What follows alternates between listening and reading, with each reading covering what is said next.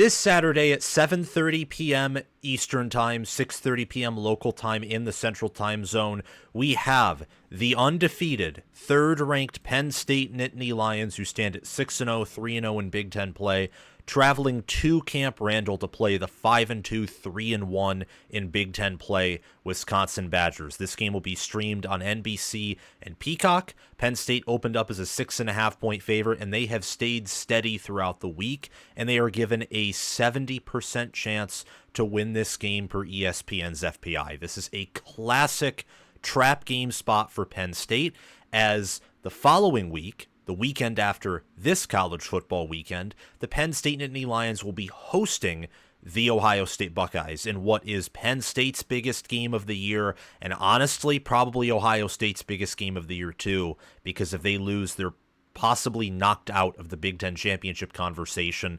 Penn State's possibly knocked out of the Big Ten championship game conversation as well, despite their undefeated record, if they lose to the Buckeyes the following weekend. And Luke Fickell is a great game manager. I think he is one of the best head coaches in the country, and they are going to be bringing their A-plus game here. So what is going to take place in this matchup, and does Wisconsin have a decent shot of outright pulling the upset? That's what we're going to be talking about here on College Football with Sam. And before we dive into that and I give you my preview, analysis, prediction, we break down all the matchups, talk about the data, the statistics, I want you, if you can, to please subscribe to the channel and hit that notification bell. Help us get to 20,000 subscribers before the end of the month, and hitting the notification bell enables you to get notified when we release new college football content, preview and prediction videos, reaction videos, and videos talking about other topics besides the individual games on this channel here. We are the best Big Ten football channel on YouTube, and we are trying to become the best college football channel on YouTube. So doing those things, liking the video, subscribing, hitting the notification bell, sharing this video around to others who you think will enjoy the content. If they're college football fans, they will. And also, if you can, comment your thoughts, your prediction, and some of your points of interest for this matchup down below. And also join our Discord server via the link in the description or down below in the pinned comment if you want to talk about college football 24/7 with myself and with many other members of our community. And if you want to support the channel monetarily, the Patreon page and the merchandise store are in the link in the description and down below in the pinned comment as well. Thank you very much. The last time these two teams matched up was in 2021. It was one of the first post-COVID-19 games that I watched in depth. I'm a pretty young college football fan. I'm only 21 years old, but for most of my teenage years, I wasn't all that interested in college football. I wasn't. Was a Michigan fan, still am a Michigan fan, but I didn't watch Michigan all that much. I just kind of passively cheered for them. But starting in 2020, really 2021, I really got interested into college football, specifically the Big Ten, and this was a special game. Watching Penn State beat Wisconsin 16-10 in a turnover-infested affair for Wisconsin, a clutch win on the road for James Franklin in Big Ten Conference play, which, when you look at how James Franklin performed against the Big Ten West, wasn't actually all that rare. His issue has more so to do with teams ranked inside of the top 10 rather than just playing on the road in general. He actually did pretty well against Iowa and Wisconsin on the road in his tenure when the Big Ten West and East still existed. Rest in peace to those divisions. But that's the past. Paul Chryst is out. He's an analyst and assistant at Texas. Luke Fickell, he's the head coach at Wisconsin now with an entirely new staff, and a lot of James Franklin's staff from 2021 is gone. Some of it's there, a lot of it's there, but the coordinators are totally different.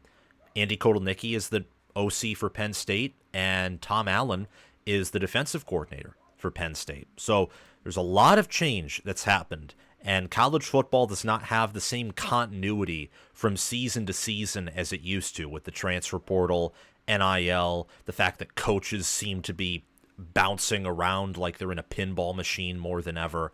But let's look at these teams, because we're 6 games through the season for Penn State, 7 games through the season for Wisconsin. we know something about the Badgers and the Nittany Lions. We know that Penn State is one of the best teams in the country, and we know that Wisconsin is on the rise, and the numbers back that up. Penn State is viewed as 18.6 points better than the average college football team per ESPN's FPI. They're viewed as 24.4 points better than the average college football team per Bill Connolly's S&P Plus. You look at Wisconsin, and FPI, they're viewed as 9.7 points better than the average college football team, and per S&P Plus, they're viewed as 12 points better than the average college football team. Take home field advantage, just breathe in, and add in, for Camp Randall, I would say anywhere from 3 to 5 points home field advantage. Not quite 6 or 7, like some of the bigger stadiums, the more loud and rambunctious stadiums. Camp Randall is not Autzen Stadium, it's not Beaver Stadium, it's not the Horseshoe at max capacity and full energy, but it's still an intimidating environment when it's full. And it's going to be a night game, and there's energy injected into Wisconsin. There is, because they've been building momentum the past few weeks, winning games, blowing out Rutgers, handily beating Northwestern. You look at how, well, between the power ratings, how they would project this match to play out, factor in home field advantage. Per FPI, Penn State should win this game by anywhere from 4 to 6 points, maybe 7. So anywhere from a field goal to a touchdown, really. And you look at S&P Plus, and Penn State should win this game from anywhere from about 9 to 7 points. So it's interesting, really, when you look at this matchup and the difference between these two teams. I would never have thought in the preseason, I thought it was the potential for a trap game, but the fact that the power ratings here are suggesting that this is going to be a one-score game is something that kind of shocked me. And I was high on Wisconsin entering this year. I had them as a top 25 team entering this season. And they kind of fell apart in the first few weeks. They've bounced back a little bit against some softer competition, but still stronger competition than what they played in their first 2 games when they looked so much worse than right now.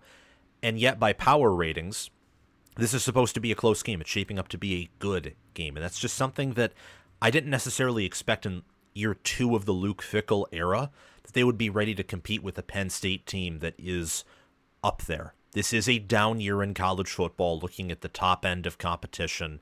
You don't have a greatest of all time caliber team, not even close from what we can tell right now. That could very easily change, by the way, because we've said that before, and then, well, we've been proven wrong. At least I have. I know others have, but I have as well in saying that. You look at these teams in points per play margin, which is, I would say, a measurement of dominance without factoring in strength of schedule. Penn State has a 0.275 points per play margin. Wisconsin has a 0.115 points per play margin. So both teams on average are beating their opponents when they play them. Like on average, they are winning their football games. That's what a positive points per play margin typically translates to. There are some exceptions to that rule where, you know, some teams maybe with losing records have blowout wins, but then all their losses are close, like USC. USC is a positive points per play margin despite being 3-4, but typically that's what a positive points per play margin shows, is that you are at least a good college football team. Penn State with a 0.275 points per play margin means that for every one play Penn State runs compared to every one play that their opponent runs, on average they score 0.275 more points per one of their plays compared to one of their opponent's plays. It's the same philosophy for Wisconsin, scoring 0.115 more points per one of their plays compared to a play from one of their average opponents. These two teams, not exactly dominant. They don't blow out their opponents on an average basis. Penn State by success rate and by yards, and I would say by the eye test, is a very dominant team, but they're sort of like, I would say, 2021 Michigan, 2022 Michigan, where eye test wise you're dominant, but you don't always produce the points that would indicate that you're a dominant team, which, look, at the national level, that can get pretty problematic, like when it comes time for college football playoff and national championship aspirations. As for Wisconsin, I feel like the Rutgers game may have inflated Wisconsin because Rutgers does not look like as good of a team as I thought they were. Their game against Northwestern defensively was very impressive, though. They held Northwestern to 3 points, made Jack Losh look like he was lost, and given some of the injuries they've had and also the lack of depth on the D-line that Wisconsin has, I just think that really looking at how the Badgers have transformed from early in the year to now, some of it's on offense and the fact that they're getting back to the ground and pound and using their offensive line. Another part of it is their defense has gotten better too, and that's helping them control these games in a more effective way. And speaking of controlling games, let's talk about game control, a statistic that actually points to Wisconsin potentially being a similar caliber of team to Penn State, if not better, or perhaps more accurately to say that Wisconsin has maybe been the more impressive team than Penn State has on a game-in, game-out basis. Keep in mind, Penn State's toughest opponent they've played so far this season is Illinois. Wisconsin's is Alabama. And I know that Alabama has recently looked pretty terrible by Alabama standards. I think that Penn State would handily beat Alabama. Handily. Like, it wouldn't just be this close game entering the fourth quarter. I think Penn State would pull away from Alabama in the fourth quarter. However, Alabama at their peak is very good. And they were peaking in that Wisconsin game and the Georgia game. That's where Alabama peaked, and they still have that. Wisconsin played that team. They got boat raced because Tyler Van Dyke went down. The game plan kind of, caved in. But Wisconsin was still able to drive on Alabama a bit. And I think that if those two teams were to rematch now in Camp Randall, the game would be much closer, in my mind. They're 20th in game control, Wisconsin is, which means that I think game control is the chance that the average top 25 team would perform the same relative to schedule. I'm going to check that out really quick. I always forget what game control means because my definition of game control is it's similar, but I like to look at the wording of it.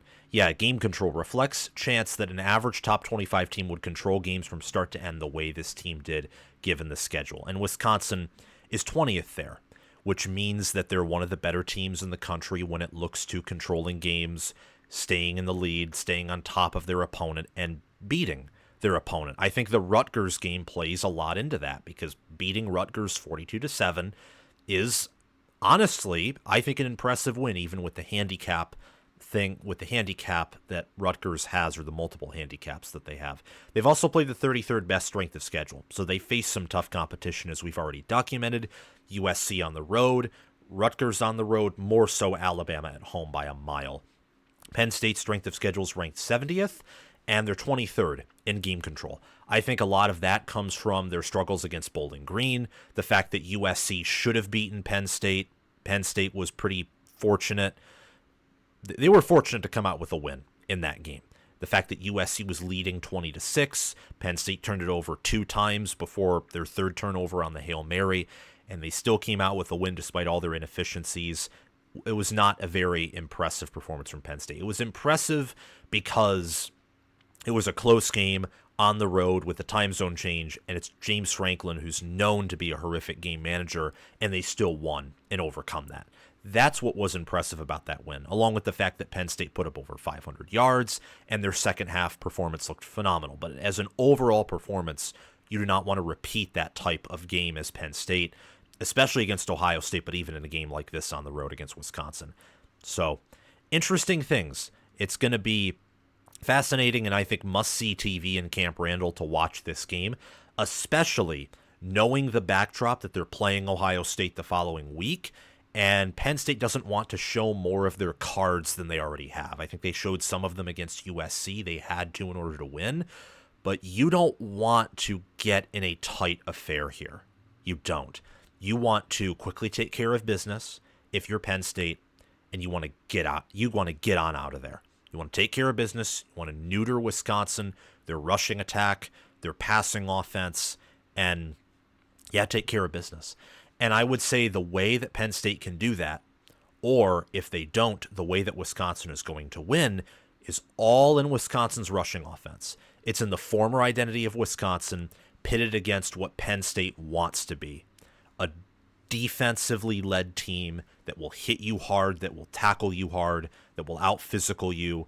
And then to complement that, on offense, they're just going to coach circles around you and score probably a guaranteed high 20s, low 30s as their floor in a given game. That's their floor on offense. I think that if Wisconsin is going to win this game, they're going to have to score in the 30s, maybe at the very lowest high 20s. I think Penn State in every game against any opponent is going to be scoring high 20s, low 30s. I think with Kotelnicki's coaching and the players they have, they're always going to score that amount in games. They just are. If you want to beat them, you have to do what USC did. You confuse the defense, you rack up points, and you run the football, because Penn State is more vulnerable in the secondary than they are up front. And if you can beat them strength on strength, then you're going to be able to exploit their secondary in addition to that at times. So how does Penn State's defensive back room, how does their linebacker core, their defensive line, how does that all work against Wisconsin's running back room and their offensive line? You look at these two teams here, and Penn State's defensive line, their defense on the season only has 14 sacks. They're playing much more of a bend but don't break defense compared to last year, where you had constant zero blitzing, all-out aggression. I do think that through this year, I can safely say Tom Allen was a downgrade at defensive coordinator compared to Manny Diaz.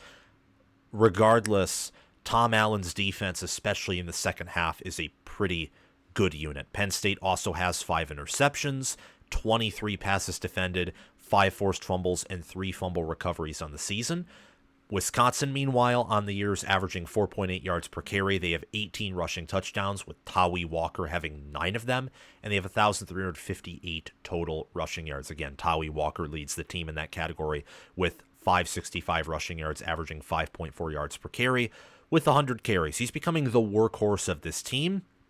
Man, if you're Oklahoma lets so many good offensive players walk because I guess it's safe to say their coaching staff doesn't know what they're doing. I mean, when you lose to South Carolina in that fashion, I think it's pretty safe to say your coaching staff doesn't know what they're doing. But anyway, this is the matchup that is going to determine this game. It will not be whether Drew Aller will make a turnover or not, or whether he'll have tremendous success through the air or not, because, look, with what we've seen from Penn State game in and game out, they are going to have some success through the air. They will probably have some success on the ground. If they don't, well, circle back to the air where they have Amari Evans, where they have Tyler Warren, where the running backs can get involved through the air, Harrison Wallace. Penn State is going to again score points. Penn State's defense is probably going to put down the hammer, and they're going to have a lockdown performance in the second half. That's likely. However, in the first half, Penn State has shown again and again that they are willing to give up yards and points, and Penn State also starts out pretty slow offensively, really picking up the momentum in the second or third quarter. Penn State this season, you look at their scoring offense, just to mention that in this matchup and how they start off slow. You look at their scoring offense, they are 88th in first quarter points per game, only scoring about 4. In second and third quarter points per game, though, they're top 15, and they're top 40 in fourth quarter points per game. Wisconsin is top 25 in third quarter points per game, but they're outside the top 40 in first, second, and fourth quarter points per game. So having a quicker start in this matchup, or maybe not a fast start in terms of 21 points, but a fast start in that your first drive, you get into Penn State territory, you're running the football well. Wisconsin is averaging right now 4.9 yards per carry, 34th, 197.8 rushing yards per game, which is 28th. They're continuing to improve on the ground, and that's reflected in their first few drives of this game. That's very encouraging and critical for the Wisconsin Badgers. This Penn State defense, they are behind Wisconsin in first half points per game. Penn State on average allows 10 first half points per game, which is 35th. Wisconsin allows 7.3 first half points per game, which is 10th. The script totally flips in the second half, though, where Penn State only allows 4.5 opponent second half points per game, which is fourth. Wisconsin allows 11, which is 42nd. So these defenses, Wisconsin starts off a little bit quicker, both on offense and also on defense, but they're inconsistent as the game goes on. This is historically, of course, and I say that as a big caveat because Wisconsin has looked like a different team, and in large part they are a different team from when they started out in the season. As for Penn State, they're a total second half team.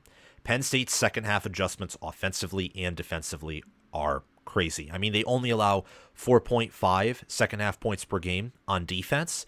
They score, this is going to be pretty jarring, I think, to look at. They score a total of 17.8 second half points per game. So they're outscoring their opponents by 13.3 about second half in second half points alone. In first half points, they're outscoring their opponents 15.8 on an average basis to 10. So all in all, you get close to an average of Penn State beating their opponents by around 20 points, a little less than that per game. Much of that is in the second half. It's a lot like, again, 2021, 2022, more so 2022 Michigan. Play every opponent close in the second half, and then you really begin to feed them through a wood chipper in the second half. So that's going to be the key to this game ultimately, is Penn State's defense against Wisconsin's rushing offense, and can they stop it? Because if they do, this could get ugly for Wisconsin. If Wisconsin can run the football, it could get ugly for Penn State. Let's look at these offenses here, and then we'll get to the defenses, coaching staff, and of course, the trench play and special teams play. I would take Penn State at quarterback, running back, tight end, and offensive guard. I would take Wisconsin at tackle and center.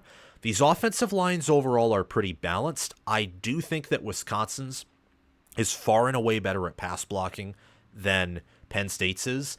In rushing offense, I would say Penn State's is slightly better, but that may be due to their superior play and skill at running back and also tight end, which tight ends are a big part of blocking.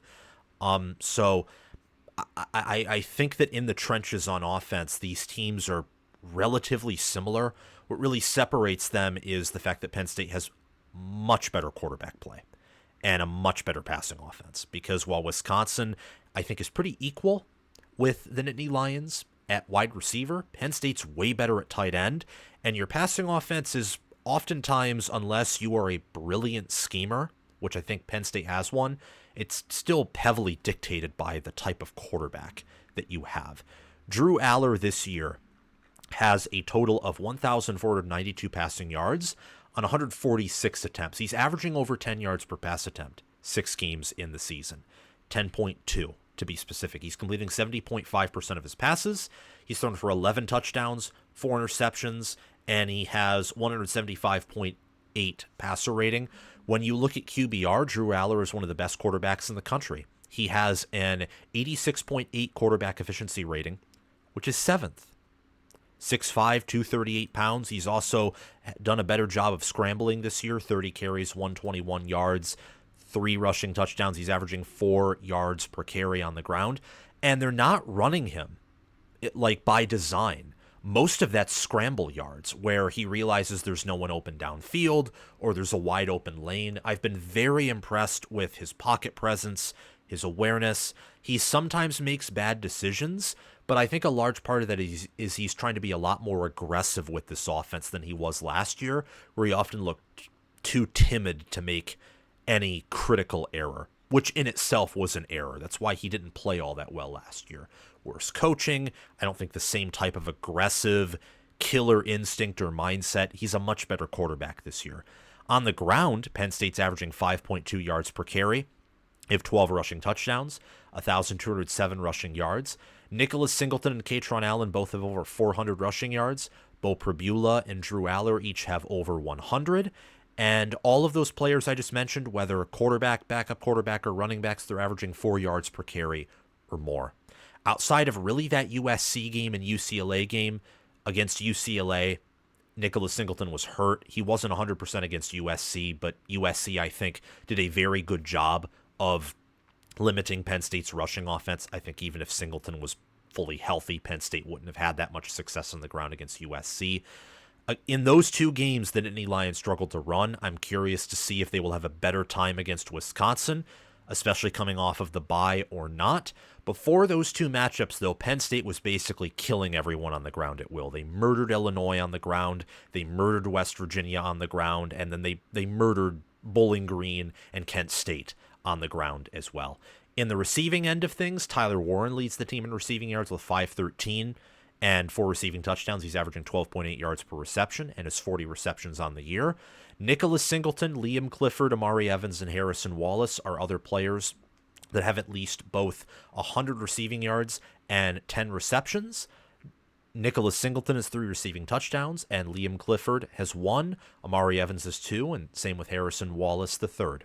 You look at Wisconsin, Braden Locke leads the team with 1,064 passing yards, 7 touchdowns, 5 interceptions, and a 135.2 passer rating. He's been playing slightly better than Tyler Van Dyke, but his QBR is still a 55.1, and he did not have a good game against Northwestern, where he got sacked twice, had a sub-120 passer rating, and a sub-40 QBR.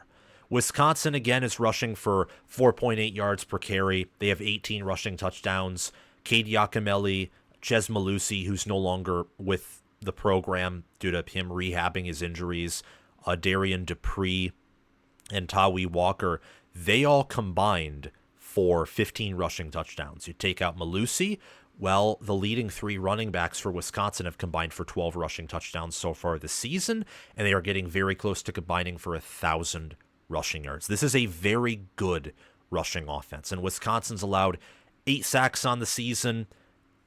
Penn State's allowed 6. I think that when you adjust for competition, though, Wisconsin's pass protection has been better.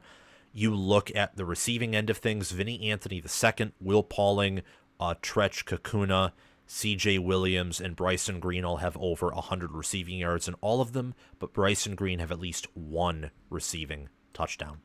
Both of these offenses have talent. They have their own limitations. I'm curious to see what they do in these games. You look defensively. Penn State, I think, is better at everything except for safety, which is a big push. Part of that is due to the fact that Kevin Winston is injured. And I think, I don't know if he's out for the season. It didn't sound like that, but Franklin typically doesn't disclose injuries. So I'm just going to assume that he's either out for the season or for an even longer period of time. I think that Penn State's better on the defensive line by a mile, and it gets closer the further back you go on the defense. So the secondary is the area where Wisconsin is the closest to Penn State.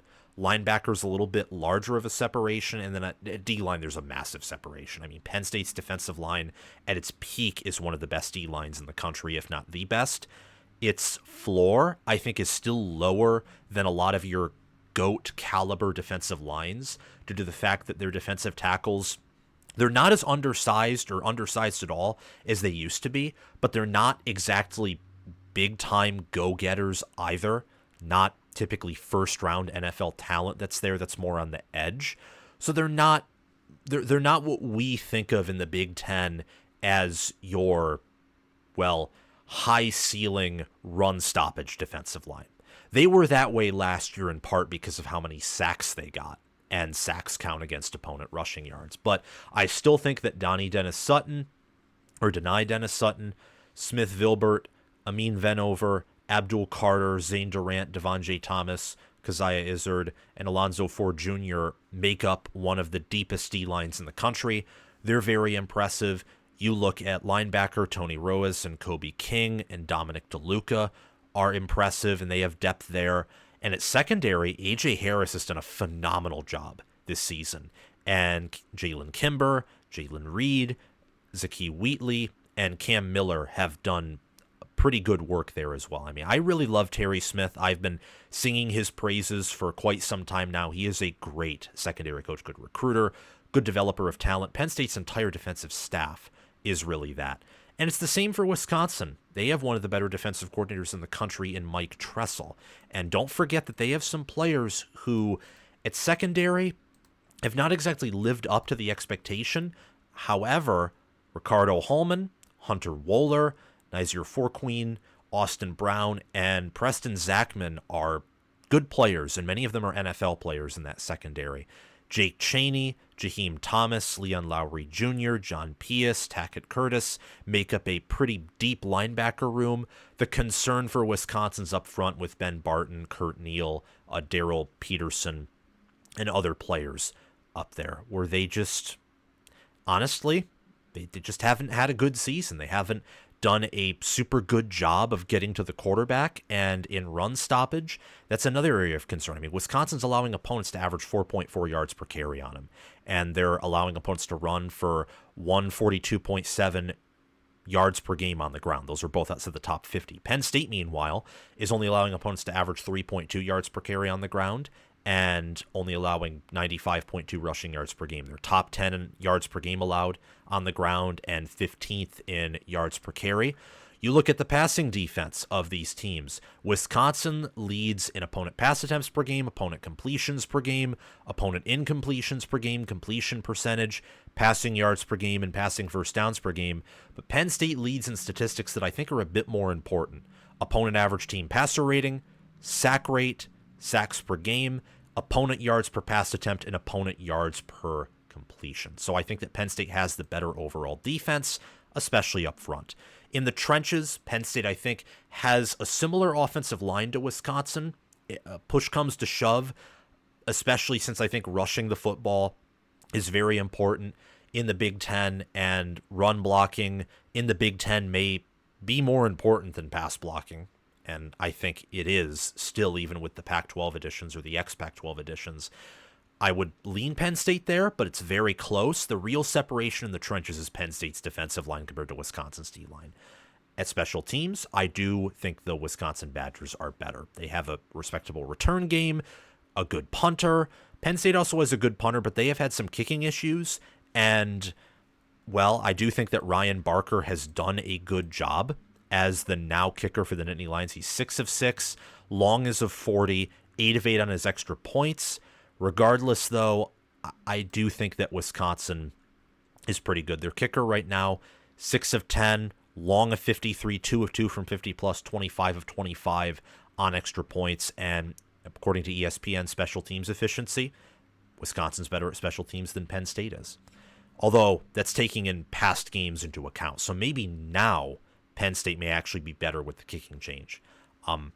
You look at coaching staff, I would take Luke Fickell over James Franklin, but I would take all of James Franklin's assistants, and literally all of them, or close to all of them, over most of Wisconsin's assistants. So assistant coaching staff goes to Penn State. The head coach, the CEO, I think goes to Wisconsin here with Luke Fickell. He's done more with less than James Franklin has. And I've been impressed with how they've rebounded from some of their adversity this season in Luke Fickell's second year with the Badgers. I am ultimately, though, taking Penn State to cover. I'm taking them to win. I do think it will be close for the first half because that's the nature of Penn State football, if not close for 3 quarters. But I do think Penn State wins 34-17 because Wisconsin's defense has not been... They have better players, I think, overall, or similar caliber of players compared to USC. I think their defenses are built similarly, in fact, where they're stronger on the back end than up front for both USC and Wisconsin. But I actually do think USC is better up front than Wisconsin is. And it won't be the same type of travel, the same type of unfamiliar environment.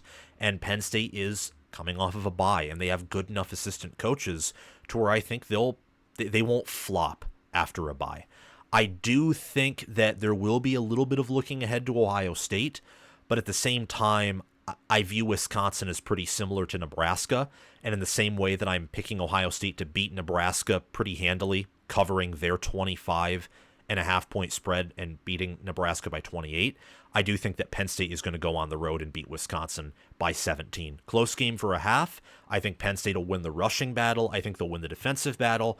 That'll force really a round hole into a square peg or a square peg in a round hole where Wisconsin will have to pass with Braden Locke, probably result in turnovers, in sacks, some short fields, and Penn State will come out on top again, winning 34-17. Penn State will move on to 7-0. For Wisconsin, their bowl hopes will still be alive because outside of a game where they host Oregon later in the year, a lot of their remaining opponents are winnable games. I mean, they can beat Nebraska, they can beat Iowa, they can beat Minnesota. They could finish 8-4. That's very realistic. And if Wisconsin wins this game, you're talking about 9-3 and 7-2 in Big Ten Conference play, which would be, regardless of whether it's 8-4 or 9-3, it's an improvement over last year with a harder schedule. And I think that would, well, earn Luke Fickell some well-deserved trust. But I do have Penn State winning 34-17 here. Thank you all so much for watching this video. Remember to like, subscribe, hit the notification bell, and comment your thoughts down below. Thanks to Crash2488, Brasco Rascal, and Colonel OH for being Heisman members and sponsoring this video and channel. Thanks to Chris Lane, Ismar, and Tyler Nye for being All-American members. And thanks to John Lynn, Roaming Gnome, Matthew Sale, Austin Christmas, Joshua Jorgensen, and Will Loftus for being All-Conference members. Make sure to check out my Discord server, Patreon page, and merchandise store via the links in the description and down below in the pinned comment. Have a great day, everyone. Go Badgers, and go Nittany Lions.